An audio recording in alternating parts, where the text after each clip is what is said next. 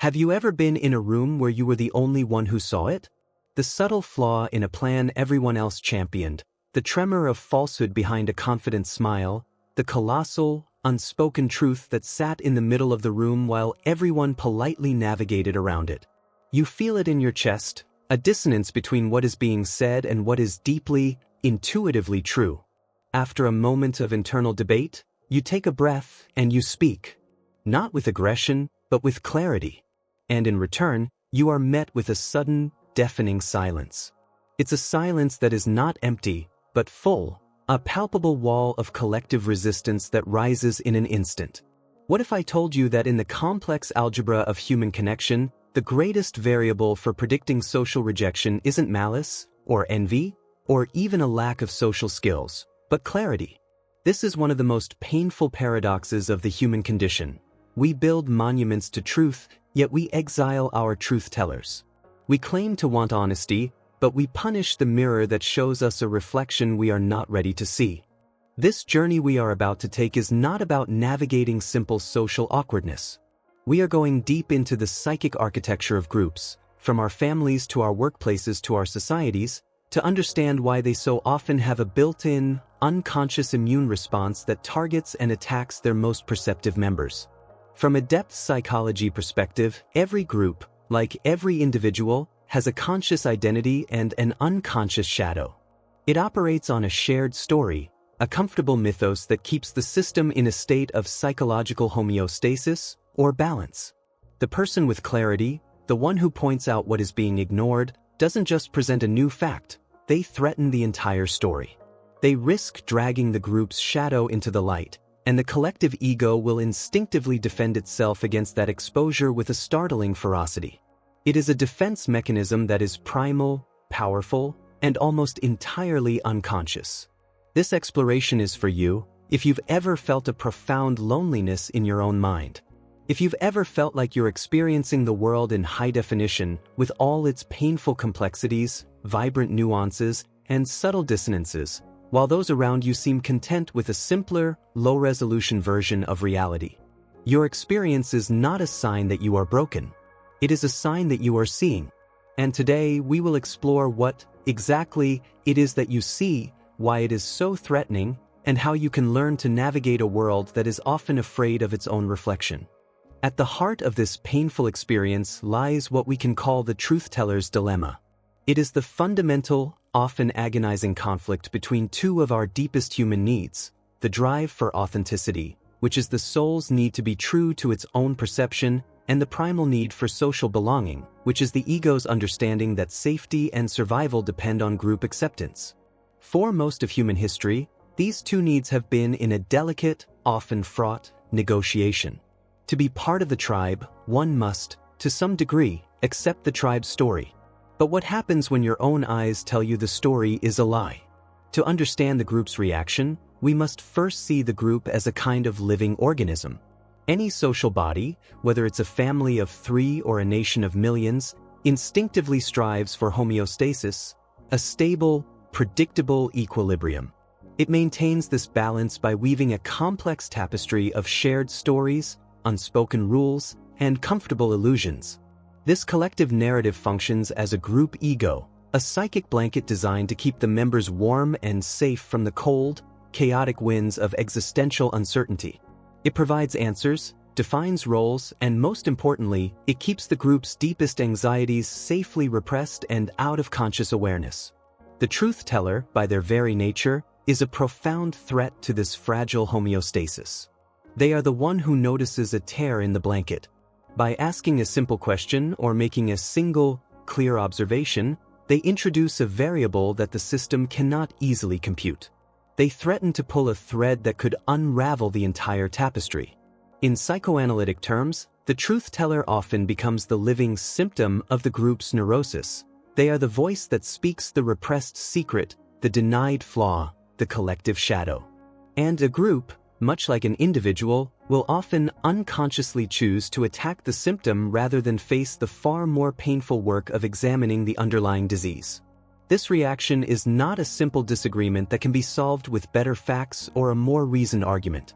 It is a deep, instinctual and powerful defense of a reality that feels essential for survival. As we will now explore, this defense manifests in predictable psychological patterns designed to neutralize the perceived threat and restore order. We will journey into 3 of the most common of these defenses, each illuminated through the story of a person who dared to see things differently. Our first exploration begins in a place many of us know well, the modern workplace. Let us meet Maya. Maya is a brilliant strategist, respected for her insight, and newly promoted to lead a team overseeing a project that has been a company staple for years. It is beloved, familiar, and part of the organization's identity. But with her fresh eyes, Maya sees something within a week that years of familiarity had rendered invisible, a fundamental, perhaps even fatal, flaw in the project's core logic. With great care, she prepares her findings and presents them to the team, not with arrogance, but with the respectful clarity of someone trying to prevent a ship from slowly sinking. The response is not gratitude. It is a sudden, chilling drop in the room's temperature. It is cold shoulders in the hallway, sudden silences when she joins a conversation, and the quiet, damning whisper, "She's just not a team player." So what happened here? Why was an act of competence treated as an act of aggression? Maya didn't just hold up a mirror to a flawed business plan. She unknowingly held up a mirror to the psyches of her colleagues. In Jungian psychology, this is a dangerous and powerful encounter with the shadow. The shadow, as Carl Jung described it, is the dark, unlit side of our personality. It is the container for all the traits we wish we didn't have and therefore repress into our unconscious. Our complacency, our fear of change, our insecurities, our quiet complicity in mediocrity. Maya's clarity, in exposing the project's flaw, unconsciously illuminated the group's collective shadow. Her competence made their incompetence visible. Her courage highlighted their fear. And this is a profoundly uncomfortable, even terrifying, experience. Faced with such an unnerving reflection, the ego has 2 choices: integrate the new, painful awareness and grow, or protect itself. The path of integration is difficult. The path of protection is instinctual. And the ego's most common shield is the defense mechanism of projection. Projection is the unconscious act of taking one's own unacceptable feelings or traits and ascribing them to someone else. Her colleagues don't think, "Her insight makes me feel inadequate." Instead, the thought morphs into, "Her insight is a form of arrogance. She is the problem." By projecting their own shadow onto Maya, they transform her from a competent colleague into an arrogant threat. They make her the scapegoat, the one who must carry the sins of the group so the group can remain pure. This is the tragedy of the unwanted mirror. By shattering it, by exiling the truth-teller, the group chooses the short-term comfort of its illusions over the long-term vitality of truth. It sacrifices its own potential for growth to protect its fragile, collective ego. The insight for us, then, is a critical one. When you find yourself being labeled as arrogant, too critical, or disruptive simply for speaking a clear and observable truth, you must ask yourself, am I looking at an accurate reflection of my own character, or have I just been handed the heavy, unwanted shadow of someone else? Let us now move from the professional realm to one far more intimate and charged, the family dinner. Meet Leo. Leo's family is bound by a deeply held cultural and political worldview, a set of beliefs that are not merely opinions, but the very bedrock of their shared identity, passed down through generations. It is their story. During a lively conversation, Leo, having spent years reading and thinking widely, gently asks a question. It is a simple, honest question, but it probes at a core assumption of that worldview. The reaction is not debate. It is instantaneous and intensely emotional. The air grows thick with accusation. He is charged with betrayal, with arrogance, with the sin of thinking he is better than the family that raised him. To understand this ferocious response, we must look past the surface of the disagreement and into the heart of our deepest existential fears. This is not about politics, it is about survival. Social psychologists developed what is known as terror management theory, which posits that much of human behavior is driven by an unconscious effort to manage the paralyzing terror of our own mortality. To do this, we construct and fiercely defend cultural worldviews, our religions, our national identities, our political ideologies, that give our lives a sense of meaning, order, and permanence. These belief systems are our psychological shelter in a chaotic universe. Leo's gentle question, to the unconscious minds of his family, feels like someone taking a sledgehammer to the central altar of their church. It threatens to tear the roof off their shelter, exposing them to the terrifying storm of meaninglessness. This existential threat triggers a state of profound psychic pain known as cognitive dissonance. His family is suddenly forced to hold two violently contradictory ideas in their minds at once. Idea 1. We love Leo. He is part of us. Idea 2. Leo is attacking the very belief system that protects us from existential dread and gives our lives meaning. This agony cannot be sustained. The mind must resolve it. And so, it performs a desperate act of psychological surgery. It employs the defense mechanism of splitting. They unconsciously reclassify Leo. He is no longer a complex and beloved family member who holds a different view. He is split off and simplified into a new category: the dangerous outsider, the enemy, the betrayer. The heartbreaking insight here is that the family's attack is not really aimed at Leo, the person. It is a panicked, terrified defense of their own psychological foundation. They are not fighting their son. They are fighting the wave of existential dread that his question has unleashed within them. By casting him out, they can repair the crack in their altar and restore the illusion of safety. And for those of us who have ever played the role of Leo, it is a crucial understanding that when a simple question is met with overwhelming emotional fury, it is often a sign that you have not just challenged an idea, but have accidentally struck the load-bearing wall of a shelter someone has built to keep the terror of the universe at bay. For our final story, we step onto the modern battlefield of belief, the digital public square. Consider Chloe, a thoughtful individual scrolling through a fierce online debate. Two polarized camps are locked in a war of words, each convinced of its own absolute righteousness. Chloe, possessing the rare ability to see merit and error on both sides, decides to engage. She types a careful, nuanced comment, one that acknowledges the complexity of the issue and validates a point from each camp while gently questioning their extremes. The result is not a thoughtful discussion. The result is a swift and brutal pincer movement. She is viciously attacked by both sides. One calls her an apologist for the enemy, the other calls her a weak-willed centrist, a traitor to the cause. This experience is a perfect and painful illustration of what psychologists call social identity theory. This theory proposes that a huge part of our sense of self, our very identity, is derived from the groups to which we belong. To boost our own self-esteem, our brains are wired with a powerful tribal instinct, to see our own group, the in-group, as virtuous and correct, and the other group, the out-group, as misguided, monolithic, and often immoral. In this psychological landscape, the currency is not truth, it is loyalty. And loyalty is demonstrated through unwavering, black and white allegiance to the in-group's narrative. The nuanced thinker, like Chloe, commits the ultimate sin in this tribal dynamic. They refuse to be a loyal soldier. By acknowledging complexity, they blur the clean, simple, and emotionally energizing lines of the us versus them conflict. They suggest that the world is not a simple melodrama of saints and villains. In a polarized environment, this is not seen as wisdom, it is seen as heresy. The nuanced thinker becomes a heretic to both sides because they challenge the fundamental dogma that each tribe is 100% pure and the other is 100% corrupt. This forces a cognitive load, an uncomfortable ambiguity that the polarized mind is desperate to avoid. The profound and tragic insight here is that the attacks on Chloe have almost nothing to do with the content of her ideas. They are the panicked immune response of two tribal identities fighting to maintain their coherence.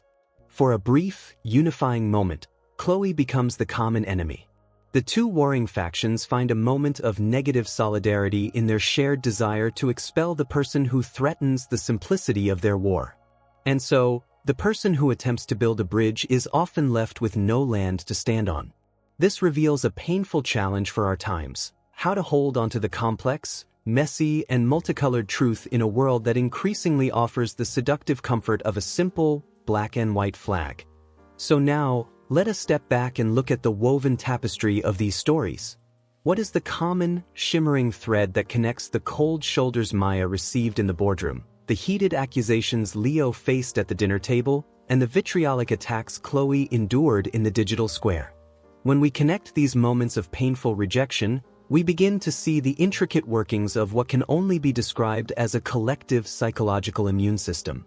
A group, much like a biological organism, is unconsciously programmed with a single, overriding directive: survive and maintain its current state. And to do this, it must identify and neutralize anything it perceives as a foreign agent threatening its stability. A disruptive truth, a challenging question, a nuanced idea. These are often registered by the collective psyche not as information, but as a pathogen. The social ostracism, the name-calling, the whispers, the emotional hostility, this is the system's inflammatory response. It is the psychological equivalent of white blood cells rushing to the site of an invasion.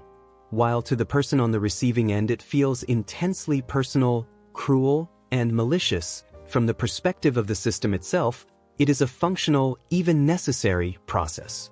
It is the group's desperate, instinctual attempt to surround, neutralize, and expel the foreign body so that the comfortable, predictable state of homeostasis can be restored. The goal is not to harm you, specifically. The goal is to return to the dream, to restore the shared illusion of safety and certainty. And here, in this understanding, lies the perspective shift that can change everything. It is the liberation from a burden you may have carried for years. The rejection is not personal. It is systemic. It is rarely about you, your character, or your worth as an individual. It is almost always about the function you are serving in that moment. The function of being a perceived threat to the group's psychological equilibrium. You are the mirror, the sledgehammer, the heretic. When you can see the rejection not as a verdict on your soul, but as a predictable feature of group dynamics, the pain doesn't necessarily vanish, but its power to define you begins to dissolve. This immune system, however, has a tragic, fatal flaw. In its primal panic, it cannot distinguish between a deadly virus that would destroy it and a life-saving vaccine that would challenge it, strengthen it, and allow it to evolve. This is the great, repeating tragedy of human history. Society gave Socrates the hemlock, forced Galileo to recant, and exiled countless other truth-tellers, only to build monuments to them centuries later. The truth-teller often embodies the ancient archetype of the pharmakos, the one who is simultaneously the poison and the cure. And while being the vaccine that the body is furiously trying to reject is an agonizing role to play, know that you are participating in a sacred and ancient drama, the slow, painful, and absolutely necessary evolution of human consciousness. And so, we arrive at the end of our exploration, standing at a new vantage point. The journey we've taken is the fundamental journey from self-blame to self-awareness. It is the slow, courageous turning from the painful question, "What is wrong with me?" to the clarifying question, "What is happening around me?" The profound ache of intellectual isolation is real, and this understanding does not erase its scars. But it can transform its meaning. It suggests that your experience may not be evidence of a personal flaw, but rather a testament to the difficult and sacred role you often play, the role of the challenger, the questioner, the one who holds the mirror for a world that is afraid to look. The ultimate lesson here is not to build higher walls or retreat into a cynical fortress. That would be to let the fear of the group win. Instead, the challenge is to cultivate a compassionate discernment. It begins with depersonalizing the backlash, learning to see the rejection not as a verdict on your worth, but as a data point on the predictable, unconscious workings of group psychology. From this place, a new, more difficult task emerges: to hold your clarity with compassion. This means having compassion for yourself and the loneliness of your path, but also, when possible, having compassion for those who are not yet ready to see what you see, understanding that their hostility is so often rooted in a deep, unexamined fear. This path is both a burden and a gift. The burden is the loneliness. The burden is seeing the threads of a narrative while others see only the seamless cloth. But the gift is the richness of an authentic inner life. The gift is the possibility of a connection so deep and true when you do find it, that it makes all the shallow interactions pale in comparison. The gift is knowing that your refusal to settle for easy answers is a silent contribution to the world's slow evolution toward greater consciousness. It is the courage to protect your own mind without closing your heart. So, I will leave you with a final question, not for you to answer now, but perhaps to carry with you into the quiet moments of your life. It is an invitation to become an archaeologist of your own silent truths. What is one thing you have seen and known to be true that you have learned to keep silent for the sake of peace or belonging? And what might it feel like, what might it change, to find just one safe space or one safe person with whom you could finally speak it aloud? That final question is a quiet one, meant for you alone. But if you feel a stirring to share a reflection, not necessarily the specific truth itself, but your experience of the truth-teller's dilemma, I warmly invite you to do so in the space below. Let us imagine this comment section not as a forum for argument, but as a kind of digital temenos, an ancient Greek term for a sacred, protected circle where the work of the soul can happen. Here, in this circle of witnessing, your story can be met not with the reflexive judgment of the group, but with the quiet recognition of others who understand. The simple act of saying, "I have felt that too," is one of the most powerful healing balms we can offer one another. It is the antidote to invalidation.